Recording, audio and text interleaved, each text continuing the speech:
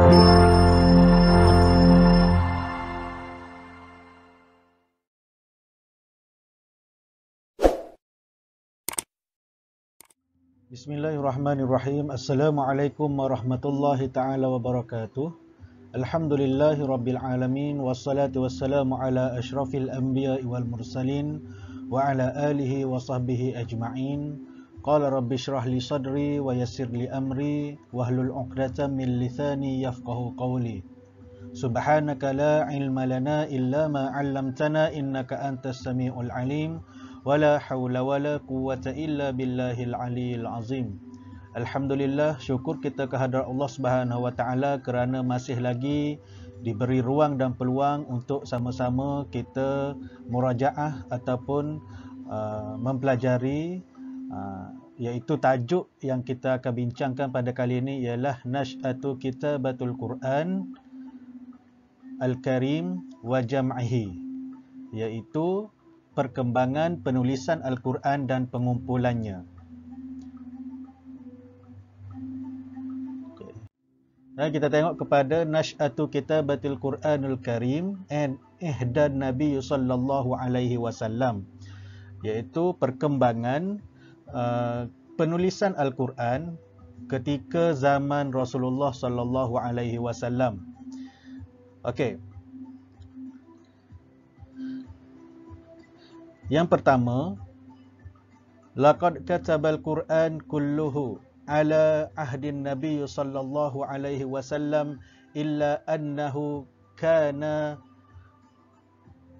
mufarraqal ayat was suwar, iaitu Al-Quran ini pada ketika zaman Rasulullah sallallahu alaihi wasallam tidak ditulis keseluruhannya kecuali ianya dalam bentuk ayat dan surah yang tidak tersusun, iaitu pada zaman Nabi ini Al-Quran ditulis secara berselerak, ada ditulis di batu, di kayu, di pelepah tamar dan sebagainya, dan dia berselerakkan lagi.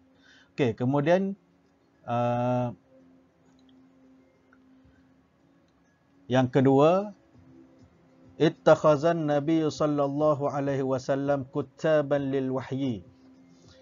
Okey, minhum Khulafa'ur Rasyidin wa Muawiyah wa Zaid bin Sabit wa Ubay bin Ka'ab wa Khalid bin Al-Walid wa Sabit bin Qis. Iaitu Rasulullah sallallahu alaihi wasallam telah melantik beberapa orang penulis wahyu, antaranya dalam kalangan Khulafa Ar-Rasyidin, yang 4 orang tu Sayyidina Abu Bakar, Sayyidina Umar, Sayyidina Uthman dan Sayyidina Ali.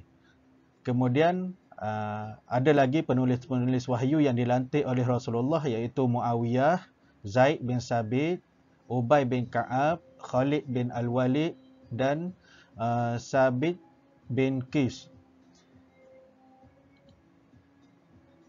Okay. Yang ketiga, jam'ul Quran fi ahdan Nabi sallallahu alaihi wasallam wa kataba fir riqa' wal lakhaf wal usub wal adkaf wal julud, iaitu pada zaman Rasulullah Al-Quran dihimpunkan ataupun ditulis pada kulit-kulit binatang, batu-batu, pelepah tamar, tulang-tulang dan pada kulit-kulit binatang. Okey, dan yang keempat yatadarasu Jibril wa Rasulullah sallallahu alaihi wasallam Al-Quran kullu sanatin fi layali Ramadan, iaitu Jibril telah datang untuk bertadarus dengan Rasulullah sallallahu alaihi wasallam pada tiap-tiap tahun pada malam bulan Ramadan. Jibril turun bertadarus dengan Rasulullah sallallahu alaihi wasallam. Yang kelima, kana sahabah ya'riduna ala Rasulillah sallallahu alaihi wasallam al-Quran hifzan wa kitabah, iaitu para sahabat menjaga Al-Quran dengan cara menghafaz dan menulis Al-Quran. Okay, bila turunnya satu-satu ayat pada masa ni, Rasulullah akan suruh sahabat-sahabatnya yang pandai menulis untuk tulis ayat Al-Quran yang baru diturunkan. Okay, kemudian yang keenam, lam takun hazihil kitabatu fi ahdin nabi mujtami'atan fi mushaf am, iaitu penulisan pada zaman Nabi tidak ditulis ataupun tidak dihimpunkan dalam satu mushaf ataupun dalam satu kitab seperti yang kita ada sekarang. Okey. Yang ketujuh, minas sahabati alladhi jama'ul Qur'an hina izin hum Ali bin Abi Talib wa Mu'az bin Habalin wa Zaid bin Sabit wa Ubay bin Ka'ab wa Yazid bin Sabit wa Abdullah bin Mas'ud. Okey. Dan di kalangan sahabat yang telah menghimpunkan Al-Quran ketika itu ialah Ali bin Abi Talib, Mu'az bin Jabal, Ubay bin Ka'ab, Zaid bin Sabit dan Abdullah bin Mas'ud. Mereka inilah antara orang-orang yang menghafal Al-Quran dan menulis Al-Quran pada zaman Rasulullah sallallahu alaihi wasallam. Kemudian yang terakhir, ni sejarah ataupun perkembangan penulisan Al-Quran pada zaman Rasulullah, iaitu yusamma hadzal jam'u hifzan wa kitabatan fi ahdin Nabi sallallahu alaihi wasallam bil jam'il awal. Dinamakan himpunan hafazan dan penulisan pada zaman Nabi sebagai himpunan yang pertama. Okey, ni pada zaman Nabi ni telah berlakunya penulisan Al-Quran bila mana Jibril datang untuk Jibril turunkan ayat, ajarkan kepada Rasulullah sallallahu alaihi wasallam tentang sesuatu ayat, maka Rasulullah akan bacakan di hadapan sahabat secara perlahan-lahan supaya sahabat tu boleh terus menghafal, dan yang pandai menulis terus menulis ataupun mencatat ayat-ayat Al-Quran yang diturunkan kepada baginda pada masa tu. Dan pada ketika zaman Rasulullah ni dinamakan dengan himpunan yang pertama, walaupun dalam keadaan yang kita kata tak ada lagi, tidak disusun dalam satu mushaf, tetapi ianya telah ditulis dan dihimpunkan. Okey, kemudian seterusnya kita tengok nash'atu kitabatul Quran fi ahdis sahabah, iaitu pengumpulan Al-Quran ataupun perkembangan penulisan dan pengumpulan Al-Quran pada zaman sahabat. Okay, yang pertama, pada zaman Abu Bakar As-Siddiq, min awwalu jama'ahu fi suhufin murattabil ayat, iaitu orang yang pertama menghimpunkan lembaran dalam ayat yang tersusun. Ketika zaman Abu Bakar ni, beliau adalah orang yang pertama yang menghimpunkan lembaran ataupun penulisan-penulisan dalam ayat yang tersusun. Okay, yang kedua, jam'ul Quran, jama'al Quran jami'ahu minar riqa' wal likhaf wal usub wal izam, iaitu pada ketika ni masih lagi dihimpunkan Al-Quran itu, semua Al-Quran itu dihimpunkan dari batu-batu, kulit binatang dan tulang-tulang yang besar. Okey, kemudian yang ketiga, al-gharad min hadzal jama'a al-ikhtiyatu fi hifzil Quran bisababi mauti katsirin minal huffazihi fi mauqi'atil yamamah. Okey, tujuan untuk menghimpunkan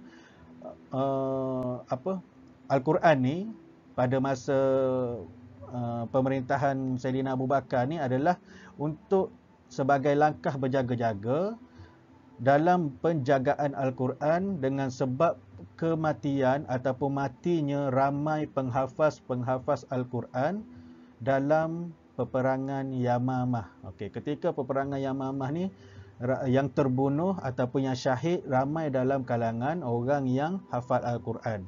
So bila jadi macam tu, inisiatif yang dibuat oleh Abu Bakar, dia nak kumpulkan lembaran-lembaran Al-Quran, tulisan-tulisan Al-Quran, makna kata dalam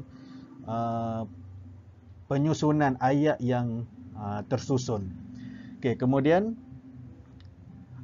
hadzal jama'a huwal musamma bil jam'us sani. Okey, pengumpulan ini ataupun himpunan Al-Quran ini dinamakan dengan himpunan yang kedua. Zaman Rasulullah tadi, himpunan ayat Al-Quran dari sudut kita boleh kata edisi yang pertama. Edisi yang kedua pada zaman Abu Bakar. Kemudian yang kelima tu al-mutaqarrahu al-muqtarihu huwa Umarun. Yang mencadangkan perkara ni adalah Sayyidina Umar Al-Khattab.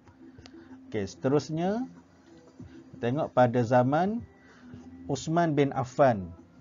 Okay, pada zaman Khalifah Uthman bin Affan, jama'an nas ala mushafin wahidin li imamin saddan lil fitnah, iaitu ketika zaman pemerintahan Uthman bin Affan, orang ramai telah menghimpunkan dalam satu kitab sebagai benteng daripada fitnah. Okey, berlakunya himpunan yang tadi zaman Rasulullah secara bertebaran. Okey, kemudian pada zaman Sayyidina Abu Bakar, dia telah himpunkan dalam bentuk ayat yang tersusun, tapi dalam bercerai-cerai lagi. Maksudnya ada dekat batu, ada dekat pelepah tamar, ada dekat tulang-tulang. Tapi pada zaman Uthman bin Affan ni telah dikumpulkan dalam satu mushaf, dalam satu kitab. Okey, kemudian assasa ilmu rasmil Quran atau ilmu rasmil Utsmani. Okey. Kemudian dalam satu pada zaman Uthman ni, dia ialah pengasas dalam tulisan Rasmu Utsmani. Resam Utsmani ni pengasas dia adalah Uthman bin Affan. Okey, kemudian sababal jamaah kana li ajali tauhid lil ummah. Okey, sebab dihimpunkan adalah kerana untuk penyatuan ummah. Sebabnya pada masa ni dah berlaku himpunan ataupun pertemuan di antara orang Arab dan orang bukan Arab. So dia takutnya Al-Quran ni macam-macam versi yang timbul. So Uthman bin Affan suruh kumpulkan Al-Quran dalam satu mushaf dan berpandukan Al-Quran yang itu sahaja. Maksudnya yang dihimpunkan tu digunakan yang tu sahaja, kemudian yang lain tu yang berada di batu, di kulit tamar sebelum ni dibakar. Okay? Dikumpulkan pada mushaf yang satu sahaja. Okey, seterusnya pada zaman Ali bin Abi Talib. Okey, kita tengok apa yang terjadi pada Al-Quran semasa zaman Ali bin Abi Talib. Okey, amara Abul Aswad ad-Du'ali biwad'i qawaidin nahwi li himayatil lughatil arabiyyah. Wada'a Aliyul asasu li ilmun nahwu, iaitu Sayyidina Ali telah memerintahkan Abu Aswad ad-Du'ali untuk meletakkan kaedah bagi menjaga bahasa Arab, iaitu bahasa Al-Quran. Okay, Sayyidina Ali dia perintahkan Abu Aswad ni supaya meneliti dan meletakkan kaedah-kaedah tata bahasa Arab bagi membetulkan bacaan-bacaan ayat Al-Quran. Okay. Dan Sayyidina Ali ni juga meletakkan asas kepada ilmu nahu dalam Al-Quran. Okey, kemudian kita tengok zaman yang seterusnya, tadi zaman Rasulullah, zaman sahabat, dan kemudian perkembangan penulisan Al-Quran ataupun perkembangan ilmu Al-Quran pada zaman tabi'in. Okey, kita tengok. Yang pertama, hum ta'allamul Quran min ashabin Nabi sallallahu alaihi wasallam hifzan wa fahman. Okey, mereka ini, para tabi'in ini, orang yang mempelajari Al-Quran daripada sahabat Nabi dan menghafaz serta memahaminya. Okey. Tabi'in ini kita tahu mereka yang tidak sempat bertemu dengan Nabi semasa Nabi masih hidup, tetapi sempat bersama dengan para sahabat dan menjadi murid para sahabat. Kemudian para tabi'in itu dia mati di dalam Islam. Okey. Dan diorang ni mempelajari Al-Quran direct daripada sahabat Nabi dengan menghafaz dan memahami apa yang terkandung dalam Al-Quran tu. Okey, kemudian yang kedua, ta'sisu madarisut tafsir ashhuruha. Mereka ini mengasaskan pusat-pusat pengajian tafsir. Contohnya, yang pertama Madrasah Ibnu Abbas fi Makkah, iaitu pusat pengajian tafsir Ibnu Abbas di Mekah. Madrasah Ubay bin Ka'ab bil Madinah, sekolah tafsir ataupun pusat pengajian tafsir di Madinah. Dan pusat pengajian tafsir, pusat pengajian Abdullah bin Mas'ud di Kufah. Okay. Pusat pengajian tafsir, pusat pengajian Al-Quran di Kufah. Okay, seterusnya, okay, ashhuruhum. Okay, ashhuruhum Sa'id bin Jabir wa Mujahid bin Jabar wa Akramah Maula bin Abbas wa Tawus wa Ata'u bin Rabbah wa Alqamah bin Qis wa Mashruk bin Al-Ajda' wa Qatadah bin Dama'ah wa ghairihim. Okey, antara tabi'in yang masyhur ialah Sa'id bin Jubair, Mujahid bin Jabbar, Ikrimah Maula bin Abbas, Ta'us Ata' bin Ribah, Alqamah bin Qis, Mashruk bin Ajda', Qatadah bin Di'amah dan lain-lain yang tidak disebutkan nama mereka di sini. Okey, kemudian kita tengok yang terakhir, okey, perkembangan pada zaman tabi'in. Hum nasharu ulumul Quran al-muta'addadu mislu ilmu tafsir wa ilmu gharib wa ilmu asbabin nuzul wa ilmu nasikh wal mansukh wa ilmu makki wal madani wa nahu zalik. Okey, mereka telah menyebarkan pelbagai ilmu-ilmu yang terkandung dalam Al-Quran seperti ilmu tafsir, ilmu gharibul Quran, ilmu asbabun nuzul, ilmu sebab penurunan ayat, dan ilmu makiyah wal madaniyah.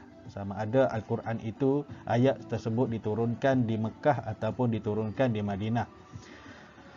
Dan pelbagai-bagai lagi ilmu-ilmu Al-Quran yang mereka kaji dan mereka pelajari serta mereka kembangkan ilmu-ilmu Al-Quran sehinggalah sampai kepada kita sekarang. Okey, saya rasa sekadar itu saja perkongsian untuk kali ini. Semoga kita dapat sedikit sebanyak ilmu berkaitan dengan penulisan Al-Quran, sejarah penulisan Al-Quran, perkembangan penulisan dan dan pengumpulan Al-Quran itu sendiri pada zaman Rasulullah macam mana, zaman sahabat macam mana, zaman tabi'in macam mana. Okey, semoga ianya dapat sedikit sebanyak membantu untuk kita mungkin mempelajari satu ilmu yang baru ataupun mungkin memperkemaskan ilmu yang telah sedia ada. Saya mohon maaf atas segala kesilapan dalam semasa mengulas tentang perkara ni. Wallahu a'lam bissawab. Assalamualaikum warahmatullahi wabarakatuh. Thank you.